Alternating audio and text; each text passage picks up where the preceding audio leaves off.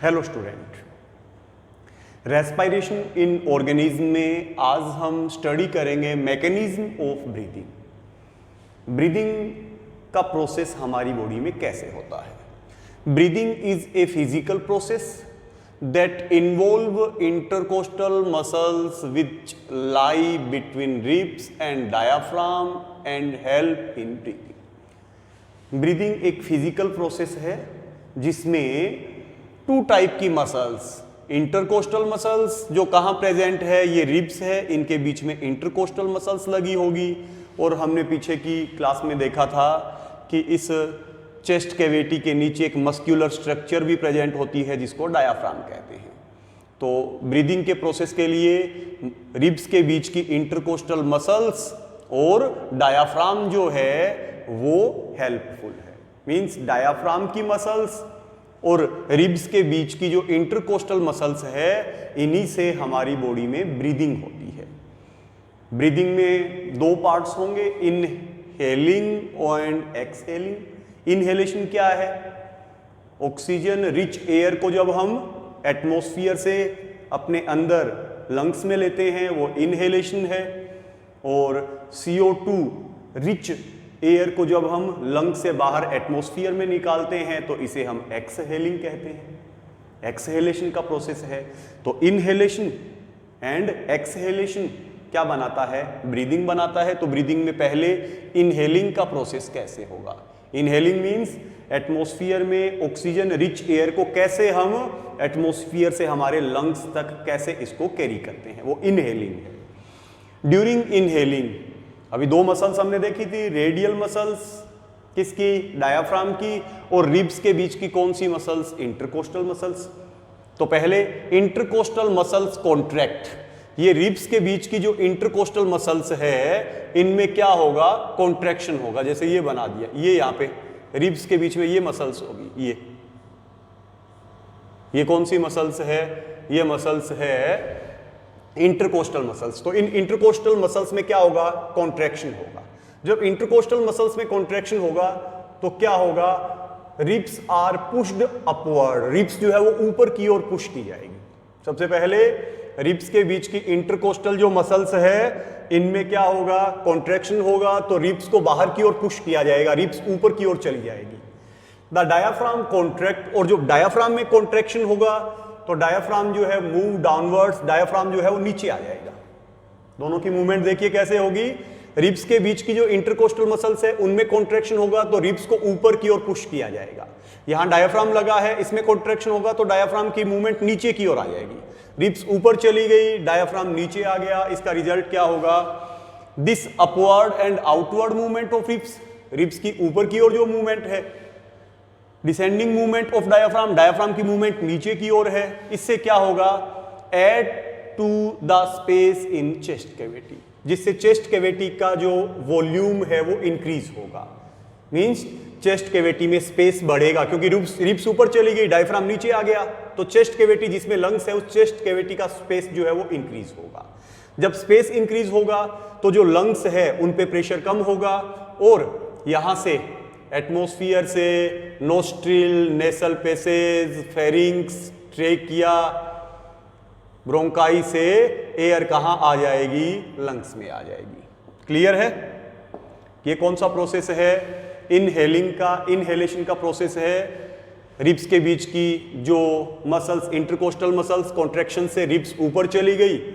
Diaphragm की muscles में contraction से डायाफ्राम नीचे आ गया। ये जो चेस्ट कैविटी है उसका वॉल्यूम, उसका स्पेस इंक्रीज हुआ तो लंग्स जो है वो थोड़े एक्सटेंड हो जाएंगे, उनमें एयर का प्रेशर कम होगा और बाहर से एयर जो है वो कहां आ जाएगी? लंग्स में आ जाएगी। कौन सा प्रोसेस हुआ? इनहेलेशन का प्रोसेस हुआ। कौन सा प्रोसेस कंप्लीट हुआ? इनहेलेशन का प्रोसेस कंप्लीट हुआ। क्लियर है? अभी देखिए एक्सहेलेशन का प्रोसेस। अब ये एयर जो लंग्स में आई है, हमने देखा था ब्लड यहां से इसको एब्जॉर्ब कर लेगा, सेल्स तक पहुंचाएगा, सेल से कार्बन डाइऑक्साइड को लाएगा और कहां डाल देगा? लंग्स में डाल देगा। अब ये जो CO2 रिच एयर है इसको हम क्या करते हैं? लंग्स से बाहर एटमॉस्फेयर में निकालते हैं। ये प्रोसेस क्या है? एक्सहेलिंग। तो इनहेलिंग में जो प्रोसेस हुआ था उसका अब रिवर्स होगा। रिवर्स कैसे होगा कि रिब्स के बीच की जो मसल्स थी, कौन सी, इंटरकोस्टल मसल्स, उनमें पहले कॉन्ट्रैक्शन हुआ था, अब इंटरकोस्टल मसल्स रिलैक्स होगी। अब जब इंटरकोस्टल मसल्स रिलैक्स होगी तो रिब्स को क्या किया जाएगा, पहले उसकी ऊपर की ओर मूवमेंट थी, अब ये रिब्स जो है वो नीचे आ जाएगी। डायाफ्राम की मसल्स में कॉन्ट्रैक्शन हुआ तो डायाफ्राम भी कहां आ गया था, नीचे आ गया था। अब डायाफ्राम की मसल्स भी रिलैक्स होगी तो डायाफ्राम भी कहां आ गया, ऊपर। रिब्स जो है वो अब नीचे आई, डायाफ्राम अब ऊपर हुआ। जब रिब्स नीचे आएगी, डायाफ्राम की मूवमेंट ऊपर होगी, तो ये जो चेस्ट कैविटी है इसमें स्पेस, इसका वॉल्यूम डिक्रीज होगा, जिससे लंग्स पे प्रेशर पड़ेगा और लंग्स की एयर जो है वो पूरे इस रेस्पिरेटरी ट्रैक्ट से कहां चली जाएगी, बाहर चली जाएगी। कौन सा प्रोसेस होगा, एक्सहेलिंग का प्रोसेस होगा। During exhaling intercostal muscles relax, अब ये इंटरकोस्टल मसल्स जो है वो रिलैक्स होगी। Simultaneously two movement take place, the ribs move downward and inward, जिससे रिब्स जो है वो डाउन, नीचे की ओर जो है वो मूव करेगी। डायफ्राम की मसल्स भी रिलैक्स होगी, मूव अपवर्ड, डायफ्राम जब कॉन्ट्रैक्ट हुआ तो नीचे चला गया, अब ये रिलैक्स होगा तो इसकी मूवमेंट भी किधर की ओर होगी, ऊपर की ओर। मूव अपवर्ड, ऊपर की ओर आएगा अपनी ओरिजिनल पोजीशन में। The downward and inward movement of ribs, ribs की डाउनवर्ड और नीचे की ओर इनवर्ड मूवमेंट हुई, और जो डायफ्राम है उसकी ऊपर की ओर मूवमेंट हुई। तो इसका रिजल्ट क्या होगा, reduces the space in chest cavity, chest cavity में स्पेस जो है वो रिड्यूस होगा। The capacity of the chest become smaller, जिससे जो चेस्ट की जो कैविटी है उसका जब स्पेस कम होगा तो लंग्स पे प्रेशर पड़ेगा, और लंग्स पे जब प्रेशर पड़ेगा air rashes out the lungs, lungs से एयर जो है वो बाहर की ओर क्या कर दी जाएगी, रशेस कर दी जाएगी, एक्सहेल कर दी जाएगी। तो इस तरीके से ये इनहेलिंग और एक्सहेलिंग का प्रोसेस चलता है। एक इनहेलेशन और एक एक्सहेलेशन को हम एक ब्रीदिंग कहेंगे। तो one breathing is equal to inhalation plus exhalation. तो इनहेलिंग एंड एक्सहेलिंग ब्रीदिंग का मैकेनिज्म। अभी है what do we breathe out, जब हम एयर को बाहर निकालेंगे, मींस जिसको हम एक्सहेलिंग कहेंगे, तो उसमें हम किस टाइप की एयर निकालेंगे। We know that we inhale air containing, जब हम एयर को इनहेल करेंगे, एटमॉस्फेयर से एयर को लेंगे, तो उसमें अबाउट 21% ऑक्सीजन है, 0.04% कार्बन डाइऑक्साइड है और लिटिल अमाउंट में वाटर वेप्योर भी है। और जो एयर हम बाहर एक्सहेल करेंगे उसमें ऑक्सीजन कितना रहेगा, 16.4%। ऑक्सीजन जब हम एयर अंदर ले रहे हैं, इनहेल कर रहे हैं, तो उसमें ऑक्सीजन कितना है, 21%। और एयर जिसे हम बाहर निकाल रहे हैं, एक्सहेल कर रहे हैं, उसमें एयर आप देख सकते हैं कितनी, 16.4%। जो एयर हम इनहेल कर रहे हैं उसमें कार्बन डाइऑक्साइड ओनली 0.04%, और जो एयर हम एक्सहेल बाहर निकाल रहे हैं उसमें कार्बन डाइऑक्साइड आप देख सकते हैं कितना है, 4.4%। Inhaled air contain less oxygen than inhaled air, sorry exhaled air, जिस एयर को हमने बाहर एक्सहेल किया है उसमें ऑक्सीजन जो है वो इनहेल्ड एयर के कंपैरेटिवली कम है। जैसे इनहेल की, जिस एयर को हमने एक्सहेल किया है उसमें ऑक्सीजन कितना है, 16.4%, और जो हमने इनहेल किया है उसमें कितना है, 21%। ऐसा क्यों, क्योंकि जिस एयर को हमने इनहेल किया है उसमें 21% ऑक्सीजन है।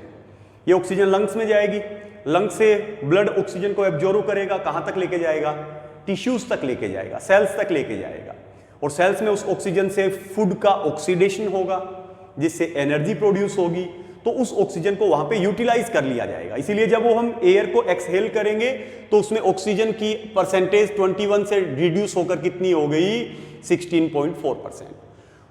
अब अगर हम कंपैरिजन करें कार्बन डाइऑक्साइड का, तो जो एयर हमने इनहेल की है उसमें कार्बन डाइऑक्साइड ओनली कितना है, 0.04%, और जो एयर हम एक्सहेल कर रहे हैं उसमें कार्बन डाइऑक्साइड आप देख सकते हैं कितना है, 4.4%। ऐसा क्यों, क्योंकि जो ऑक्सीजन लंग्स में जाएगी, ब्लड एब्जॉर्ब करके उसे सेल्स तक, टिश्यूज तक लेके जाएगा, वहां पे वो ऑक्सीजन फूड का ऑक्सीडेशन करेगी, एनर्जी बनाएगी, साथ में कौन सी गैस प्रोड्यूस होगी, CO2, और वो CO2 ब्लड टिश्यूज से वापस लंग में लेके आएगा और उस CO2 को हम एक्सहेल करेंगे। इसलिए एक्सहेल जो हम एयर करेंगे उसमें कार्बन डाइऑक्साइड इनहेल की गई एयर से ज्यादा होगी, और ऑक्सीजन की अगर हम कंपैरिजन करें तो जो एयर हमने इनहेल की है उसमें ऑक्सीजन की अमाउंट ज्यादा है और जो एक्सहेल की है उसमें ऑक्सीजन की अमाउंट कम है, क्योंकि उस ऑक्सीजन को वहां पर टिश्यूज में यूटिलाइज कर लिया जाएगा। क्लियर है? अभी हम करेंगे lung capacity and breathing rate. Lung capacity क्या होगी? टाइडल वॉल्यूम, टीवी जिसे कहेंगे, is the amount of air inhaled and exhaled in a single stroke. एक बार में जितनी एयर को हम इनहेल करें या जितनी एयर को हम एक्सहेल करें वो क्या है, वो एयर का वॉल्यूम क्या होगा? Tidal volume. एक सिंगल स्ट्रोक में एक बार में जितनी एयर को हम इनहेल करें या हम जितनी एयर को एक्सहेल करें वो क्या होगी? टाइडल वॉल्यूम होगी।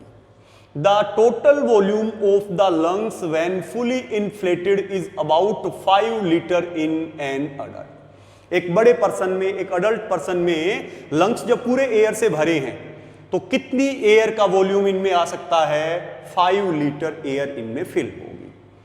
हाउएवर ड्यूरिंग स्लीप और eight rest the exchange is only about 500 cubic centimetre. जब हम रेस्ट कर रहे हैं या स्लीपिंग कर रहे हैं तब हम कितनी एयर को एक्सहेल करेंगे, इनहेल करेंगे, कितनी होगी? 500 क्यूबिक सेंटीमीटर। ड्यूरिंग एक्सरसाइज, जब हम एक्सरसाइज करेंगे, कोई फिजिकल एक्टिविटी करेंगे, one can take in and expel extra 3 litres. Normal तो हम कितनी एयर को इनहेल एक्सहेल करेंगे? 500 क्यूबिक सेंटीमीटर।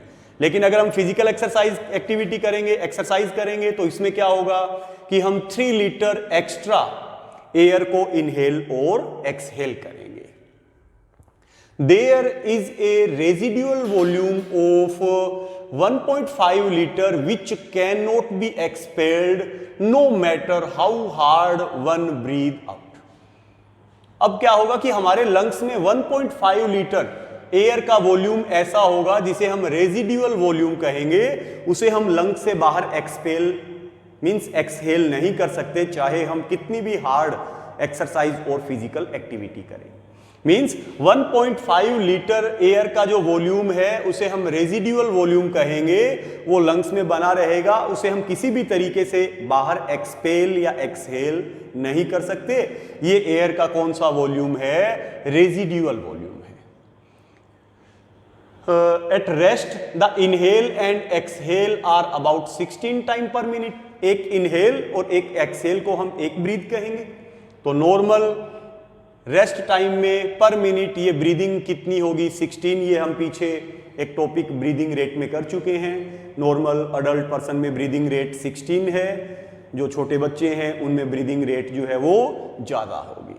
ठीक है, तो ये सारा हम कर चुके हैं। Take care, sneezing and smoking. We should always breathe through nose. हम क्या करते हैं? अपने नोज से ब्रीदिंग करते हैं एंड नॉट फ्रॉम माउथ, और माउथ से ब्रीदिंग नहीं करते।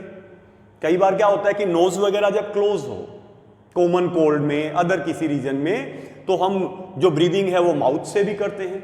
अब माउथ से ये जो हम ब्रीदिंग करते हैं वो सेफ नहीं है। तो नोज से जब ब्रीदिंग करेंगे तो उसमें क्या वो सेफ क्यों है, और माउथ से जब ब्रीदिंग करेंगे तो वो सेफ क्यों नहीं है? तो नॉर्मली हम क्या करते हैं? हम नोज से ब्रीदिंग करते हैं, माउथ से नहीं करते। द एयर अराउंड अस, हमारे चारों ओर एटमॉस्फेयर में जो एयर है उसमें डस्ट पार्टिकल भी है, स्मोक भी है, पोलन ग्रेन्स भी है। तो ऐसी एयर को जब हम इनहेल करेंगे तो ये जो डस्ट पार्टिकल्स है, ये जो पोलन ग्रेन्स है, हमने देखा था ना नोस्ट्रिल, उसमें एक स्टिकी म्यूकस भी है और उसमें हेयर्स भी है। तो उस नोस्ट्रिल में जो हेयर्स और जो स्टिकी म्यूकस है वो इस एयर में जो पोलन ग्रेन्स है, डस्ट पार्टिकल्स है, उनको अपने साथ में चिपका लेते हैं। तो जो लंग्स तक एयर जाएगी वो एयर बिल्कुल क्या होगी? वो एयर बिल्कुल हम कहेंगे कि क्लीन होगी। कब? जब हम ब्रीदिंग कहां से करेंगे? नोज से। और अगर हम माउथ से ब्रीदिंग करेंगे तो माउथ में इस तरीके की स्ट्रक्चर है नहीं, तो जो एयर फिल्टर होकर लंग्स में जानी चाहिए, माउथ से वो एयर, माउथ से भी एयर कहां जाएगी? फेरिंक्स में जाएगी। यहां से नोस्ट्रिल, नेसल पैसेज, यहां से भी कहां गई थी? फेरिंक्स में। माउथ से, माउथ कैविटी से भी कहां जाएगी? फेरिंक्स में।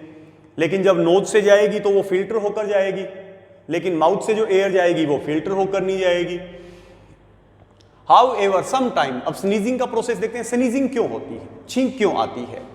Sometimes these particle irritate the lining of the nasal cavity, जिस एयर को हमने इनहेल किया है, इसमें सपोज किया कि कुछ डस्ट पार्टिकल है, फॉरेन पार्टिकल्स है, उन फॉरेन पार्टिकल्स ने हमारे इस नेसल कैविटी के अंदर जो लाइनिंग है उसको क्या किया, इरिटेट कर दिया।